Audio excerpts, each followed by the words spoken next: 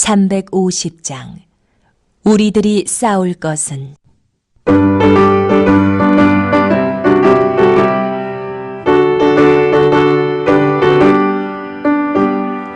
우리들이 싸울 것은 혈기 아니요, 우리들이 싸울 것은 육체 아니요. 마귀 권세 맞서 싸워 깨쳐버리고 죽을 영혼 살릴 것이세. 한 마음으로 힘써 나가세, 한 마음으로 힘써 싸우세. 악한 마귀 권사들과 힘써 싸워서 승전보를 올리기까지. 우리들이 입은 갑옷새가 아니요, 우리들이 가진 검은 강철 아니요. 하나님께 받아 가진 평화의 복음 거룩하신 말씀이로다. 한 마음으로 힘써 나가세, 한 마음으로 힘써 싸우세. 악한 마귀 권사들과 힘써 싸워서 승전보를 올리기까지.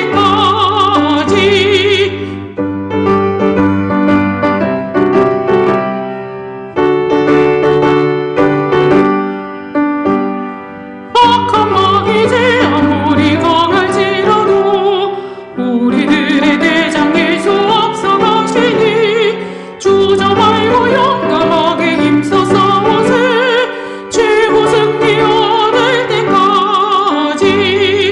한 마음으로 힘써 나가세, 한 마음으로 힘써 싸우세. 악한 마귀 권사들과 힘써 싸워서 승전보를 올리기까지.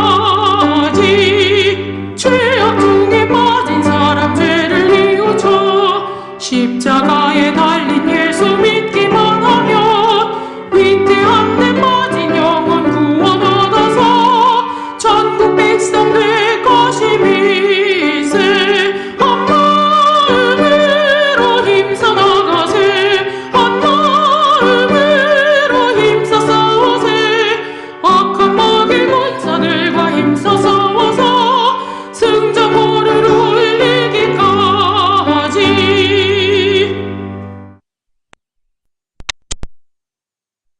In paradiso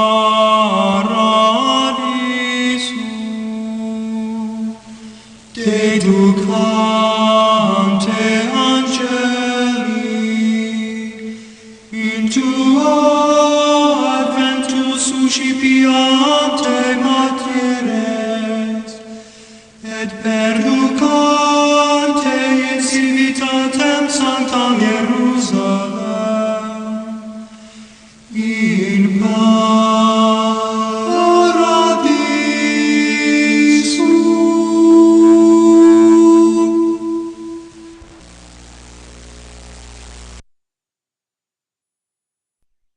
블레셋 사람들이 그들의 군대를 모으고 싸우고자 하여 유다에 속한 소고에 모여 소고와 아세가 사이의 에베스담밈의 진침에 사울과 이스라엘 사람들이 모여서 엘라 골짜기에 진치고 블레셋 사람들을 대하여 전열을 벌였으니 블레셋 사람들은 이쪽 산에 섰고 이스라엘은 저쪽 산에 섰고 그 사이에는 골짜기가 있었더라.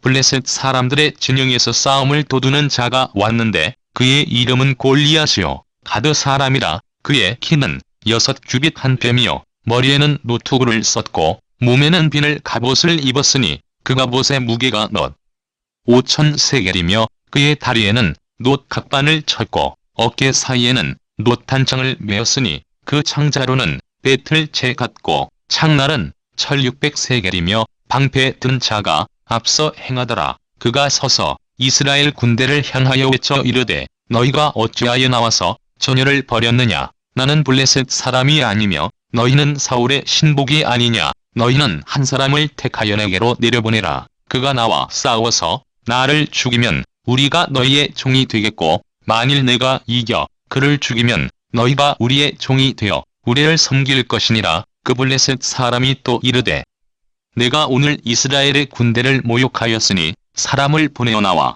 더불어 싸우게 하라 한지라 사울과 온 이스라엘이 블레셋 사람의 이 말을 듣고 놀라 크게 두려워하니라.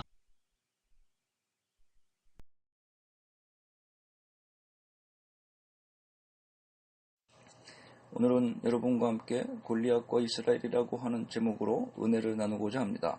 사울은 그가 하나님께 부름을 받아 이스라엘의 초대왕으로 등극한 이후로 초심을 잃어버리고 인본주의적인 통치로 말미암아 하나님을 실망시키게 됩니다.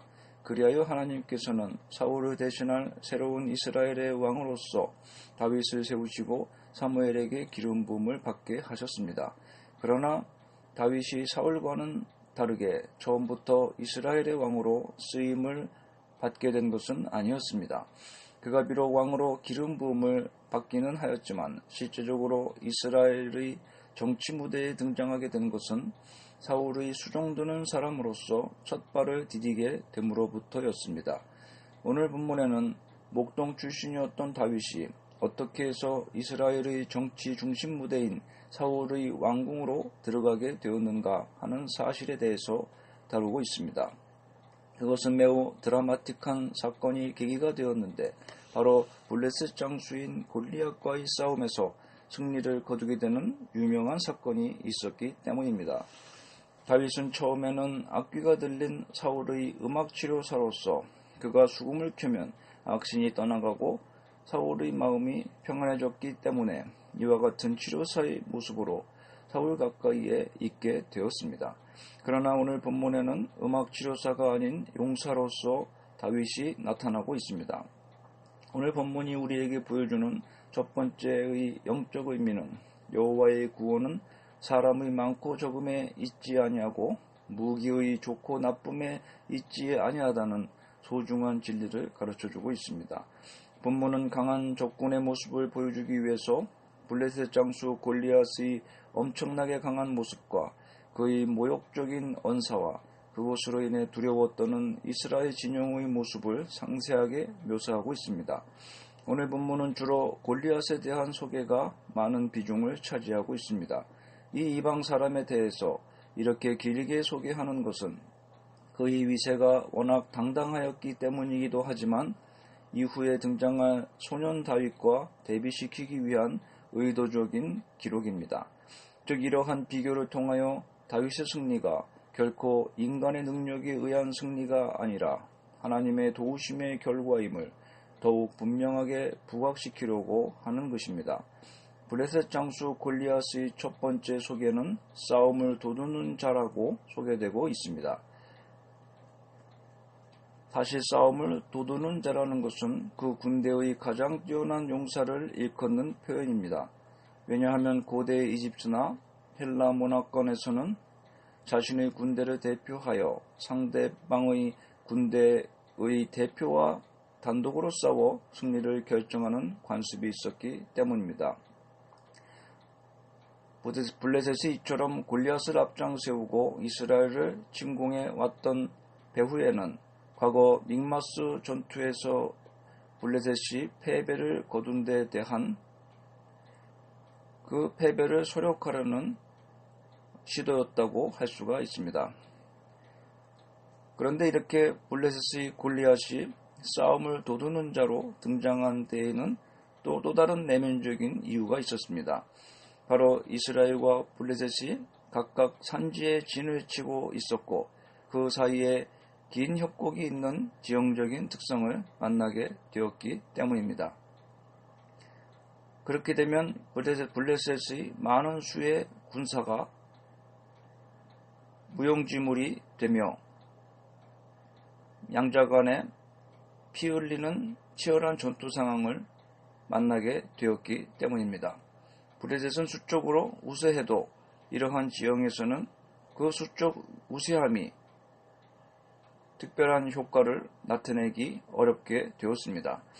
그래서 이처럼 전면전이 어렵게 되자 블레셋은 골리앗을 싸움 도두는 자로 내세웠던 것입니다. 싸움을 도두는 자는 결국 그 군대를 대표하여 상대방의 장수와 겨루는 자로 자기 진영에서 가장 뛰어난 전사임을 의미합니다. 그리고 오늘 본문에 소개된 골리앗의 모습에 있어서 특징적인 것은 그의 키가 6규빗 한 뼘이었다고 하는 기록입니다. 한 규빗은 성인 팔꿈치에서 손가락 끝까지 정도의 길이를 나타내는 측량 단위입니다.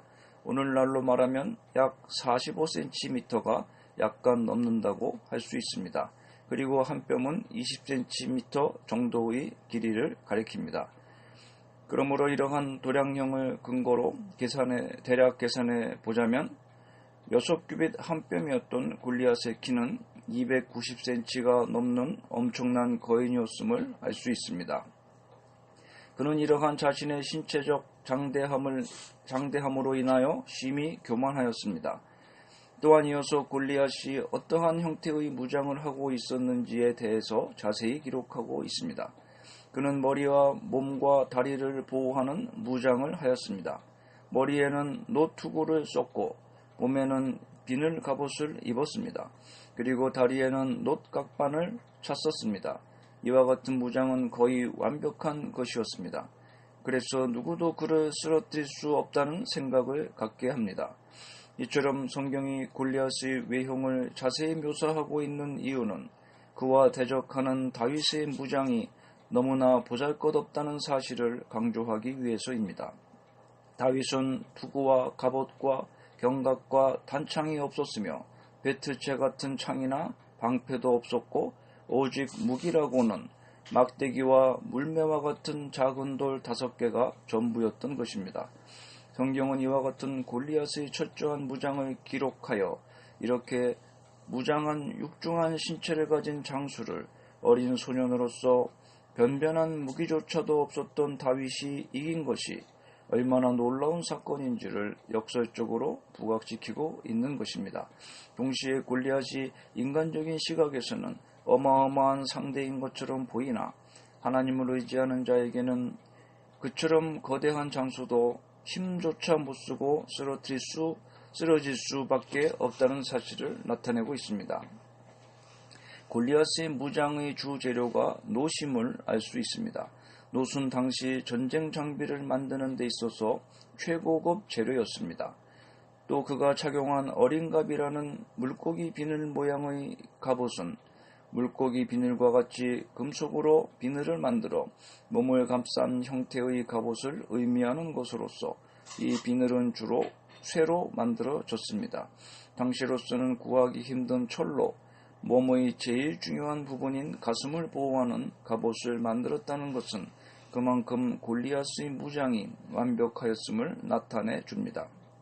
골리앗이 이처럼 무거운 갑옷을 착용했다는 것은 또한 그가 엄청난 힘의 소유자였음을 보여줍니다.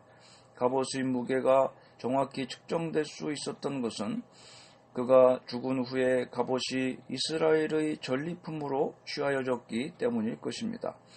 골리앗이 가지고 있는 단창은 던지는 용도의 창이었지만 그가 가진 창은 또한 그 단창과는 구별되는 손에 들어서 찌르는 무기였습니다. 그런데 본문에는 그 창 자체뿐 아니라 그 창의 자루에 관심을 두고 있습니다. 왜냐하면 그 창자루가 크기가 대단했기 때문이기도 하지만 그 손잡이 역시도 강한 무기가 되었기 때문입니다. 창자루가 배트채 같다는 것은 무척 굵고 크다는 것을 의미합니다. 이와 같은 창을 사용하였던 골리앗은 대단한 거인 장수였으며 그가 휘두르는 창은 엄청난 위력을 가진 무시무시한 살상도구가 되었음을 생각하게 합니다. 또한 골리앗은 혼자 나타난 것이 아니라 방패든 자가 곁에 있었습니다. 블레셋의 방패는 원형이었을 것으로 생각되는데 골리앗은 그 자신이 완벽한 무장을 하였을 뿐만 아니라 이처럼 큰 방패를 든 자까지 앞세우고 나왔기 때문에 골리앗에게는 더할 나위 없이 두려울 것이 없었던 것입니다. 또한 오늘 본문의 배경에는 악신으로 고통받던 사울이 통치 능력이 매우 약화되어서 이와 같은 블레셋의 공격에 대처할 왕으로서의 능력이 전혀 없었음을 보여주고 있습니다. 침공해온 골리앗은 말합니다. 나와 싸워서 나를 죽이면 우리가 너희 종이 되겠고 만일 내가 이겨 그를 죽이면 너희가 우리 종이 되어 우리를 섬길 것이니라 라고 하였습니다. 이 말을 듣자 사울과 온 이스라엘이 크게 놀라며 크게 두려워하였다고 말씀하고 있습니다. 그 원문을 보면 그들의 마음이 깨어졌고 그들이 두려워했다라고 해석이 되어집니다. 엄청난 체격 조건과 완벽한 무장을 갖춘 골리앗의 방자한 제안에 이스라엘 백성들은 완전히 위축이 되었던 것입니다. 그런데 오늘 본문을 보면 초대의 왕으로 등극하였던 때의 초기의 사울의 모습과 현재의 사울의 모습이 매우 대조되어 나타나고 있습니다. 즉 과거 사울은 암몬이 침입했을 때 하나님의 신이 크게 감동되어 군사를 일으켰고 크게 승리를 거두었었습니다. 또한 블레셋과의 믹마스 전투에서도 승리하였었습니다. 또한 사울은 이스라엘 왕위에 나아간 이후 모든 대적과 곧 모압과 암몬 자손과 에돔과 소바의 왕들과 블레셋 사람과 아말렉 사람들과 싸워 연전연승을 거두었었습니다. 그러나 이제 골리앗을 대표로 한 블레셋과의 전투에서는 사울은 놀라움과 두려움에 사로잡혀 있었습니다. 이는 그가 하나님을 배반하고 회개하지 않음으로 인하여 악신에 사로잡히고 왕으로서의 역할도 제대로 감당하지 못하고 있었음을 보여주는 것입니다.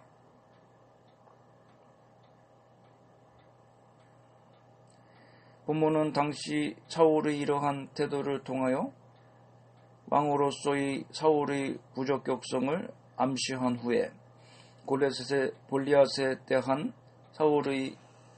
다윗의 승리를 기록함으로써 사울을 대신하여 이스라엘의 왕이 될 자격을 갖춘 자가 바로 다윗임을 부각시키고 있는 것입니다. 물론 이스라엘 백성들이 큰 두려움에 떨고 있었던 것은 전능하신 하나님에 대한 불신에서 기인된 두려움이었던 것입니다.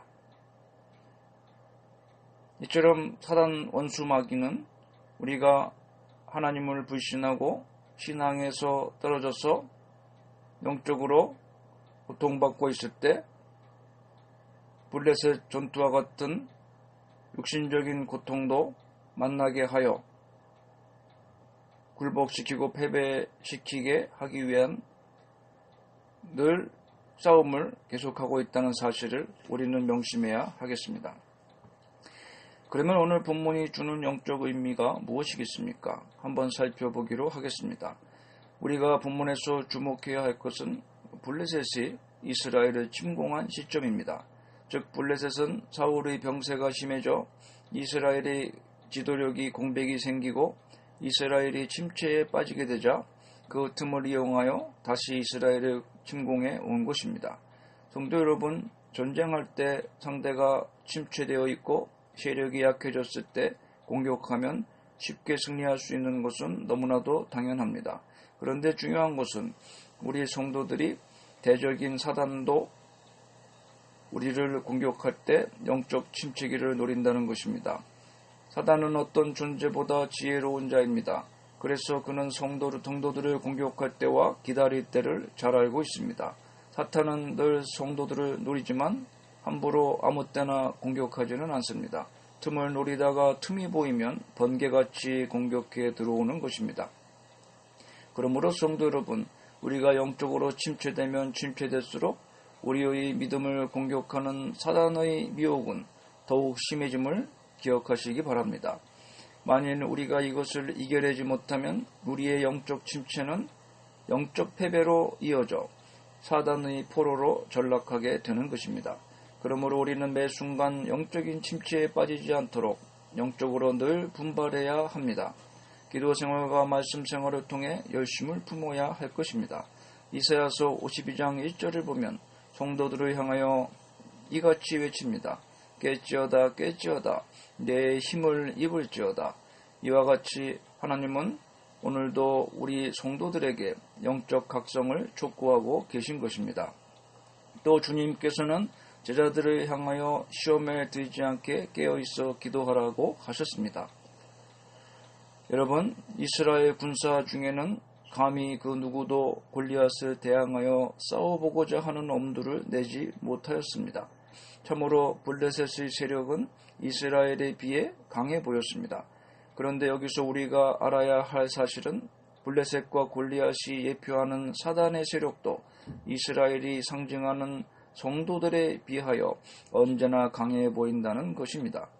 겉으로 보기에는 골리앗이 이끄는 블레셋이 이스라엘에 비하여 강하게 보였지만 궁극적으로는 다윗을 중심으로 한 이스라엘이 승리하였던 것처럼 나타난 현상만 보면 사단의 세력이 성도들에 비하여 강해 보이지만 궁극적으로는 예수 그리스도를 중심으로 하는 성도들이 최후 승리를 거두게 되는 것입니다. 하지만 우리가 꼭 명심해야 할 것은 사탄의 세력은 언제나 자신들이 강한 것처럼 나타내 보인다는 것입니다. 물론 이는 성도들로 하여금 낙심케 하여 영적 전쟁을 포기하도록 하기 위함인 것입니다. 그래서 사단은 늘 우리를 공격해 올 때 우리가 감당할 수 없을 것 같은 문제를 가지고 나아옵니다. 그리고 우리에게 겁을 주기 위해 위협하고 우리의 삶을 흔들어 댑니다. 마치 골리앗처럼 말입니다. 그러면 대부분의 사람들은 본문의 이스라엘처럼 제대로 한번 싸워보지도 못하고 지레에 겁을 먹고 포기하는 것입니다. 그러므로 성도 여러분, 영적 싸움에 임했을 때 사단의 모습을 보고 좌절하거나 포기하지 마십시오. 강하게 보이는 사단의 모습은 마치 동물들이 서로 싸울 때 상대를 겁주기 위해서 자신의 몸을 한껏 부풀리려고 하는 것과 같습니다. 따라서 우리는 비록 사단의 모습과 그 위세가 대단하여 우리가 감당할 수 없을 것 같을지라도 하나님의 능력을 의지하고 담대하게 나아가야 합니다. 그러면 사단의 그 과장된 모습과 위세는 하나님의 능력 앞에서 그 실체가 드러나게 될 것입니다. 본문의 시작으로만 봐서는 이스라엘은 이미 완전히 패망하고 블레셋에 예속될 것 같아 보였지만 결론적으로 보자면 골리앗은 죽은 것은 골리앗이요 망한 것은 블레셋이었습니다. 그러므로 사랑하는 성도 여러분, 사단이 주는 두려움을 겁내지 말고 담대하시기 바랍니다. 사단의 위세와 시험을 그리고 그들이 펼쳐놓는 온갖 골치 아픈 문제들을 하나님의 이름으로 감당하시기를 바랍니다. 그리고 하나님의 이름으로 사단을 대적하여 능히 이기는 저와 여러분이 되시기를 간절히 바랍니다. 우리가 영적 전쟁에서 승리하면 사단과의 죄의 지배에서 벗어나 자유하게 됩니다. 그러나 우리가 영적 싸움에서 패배하게 되면 사단과 죄의 종이 되고 마는 것입니다. 그러면 우리가 영적 싸움에서 패배하여 사단의 종이 된다는 것은 무엇을 의미하는 것일까요? 그것은 바로 우리가 하나님의 말씀에 순종하지 못하고 죄를 범하는 것을 말합니다. 즉 하나님의 법을 버리고 죄의 법을 따르는 것입니다. 예수님께서도 요한복음 8장 34절에 진실로 진실로 너희에게 이르노니 죄를 범하는 자마다 죄의 종이니라고 하셨습니다. 또한 오늘 본문은 사울의 변화된 모습을 보여줍니다. 본문이 보여주는 사울은 이미 용사가 아닌 평범한 사람으로 변해 있었음을 보여줍니다. 누구나 신앙의 순수와 겸손을 잃어버릴 때 아무리 높은 자리와 영광스러운 자리에 앉아 있을지라도 아무런 힘과 능력을 발휘할 수 없는 본문의 사울과 같은 연약한 모습으로 전락해버리고 마는 것입니다. 그러므로 우리는 이러한 본문을 통하여 어떤 상황에서도 신앙의 순수성과 겸손을 잃지 않는 것이 얼마나 중요한가 하는 것을 깨달아야 하겠습니다. 자리는 그 자리를 닦고 지킨다고 해서 보존되는 것도 아니고 영광스러워지는 것도 아닙니다. 그것은 처음에 가졌던 그 순수했던 마음과 겸손을 잃지 않고 얼마나 유지하느냐가 결정하는 것입니다. 그러므로 성도 여러분, 이런 관점에서 여러분은 자신의 자리를 잃지 않고 위엄과 영광을 유지할 수 있을 정도로 충분히 겸손함을 유지하고 있는가를 늘 묵상해 보시기를 바랍니다. 처음에 가졌던 순수한 신앙을 회복하고 하나님만을 의지하며 주님께 영광 돌리는 존귀한 믿음의 일꾼들, 주님의 종들이 다 되시기를 바랍니다. 기도합시다. 하나님 아버지, 오늘 우리가 사울처럼 하나님께 대한 신앙의 순수성과 겸손을 잃어버린다거나 이스라엘 백성들의 모습처럼 하나님을 향한 확신과 믿음이 결여되어 낙심과 두려움에 크게 놀라 떠는 자들이 되지 않게 하시고 용사 다윗과 같이 죽음으로 악신을 쫓아내는 영적인 승리와 더불어 블레셋 장수 골리앗을 하나님의 이름으로 척결하는 믿음의 용사로서 선한 영향력을 발휘했던 그 믿음을 본받아서 우리도 다윗과 같은 신앙의 굳센 용사들이 다 되게 하여 주시옵소서. 우리 앞에 나와서 늘 근심과 걱정을 안겨주고 낙심과 좌절케 하며 방패든 자와 같은 골치 아픈 문제들을 많이 일으키고 어려움들을 우리 눈앞에 펼쳐놓아 우리를 낙심케 하고 좌절케 하고 죄의 종으로 만들고자 불초주야 틈을 타서 공격하는 사단마귀의 그 공격을 하나님을 의지하는 믿음으로 하나님의 이름으로 단칼에 물리치는 다윗과 같은 믿음의 승리자들이 다 되게 하여 주시옵소서. 예수님의 이름으로 기도합니다. 아멘. 356장 주 예수 이름 소리 높여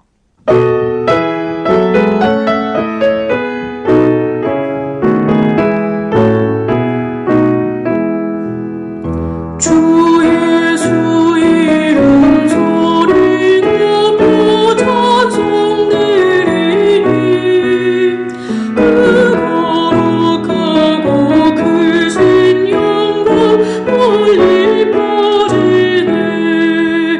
너희 영혼 살게 너희 영혼 살게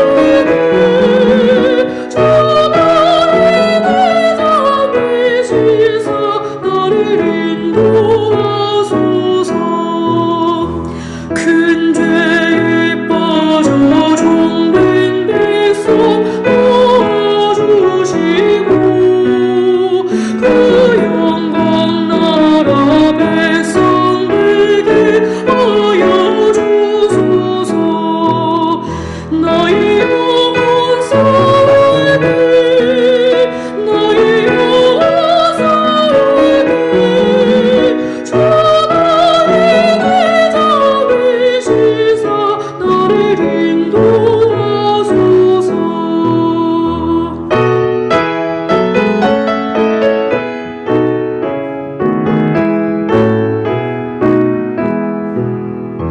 내 영의 원수 이기는 누가 주시랴.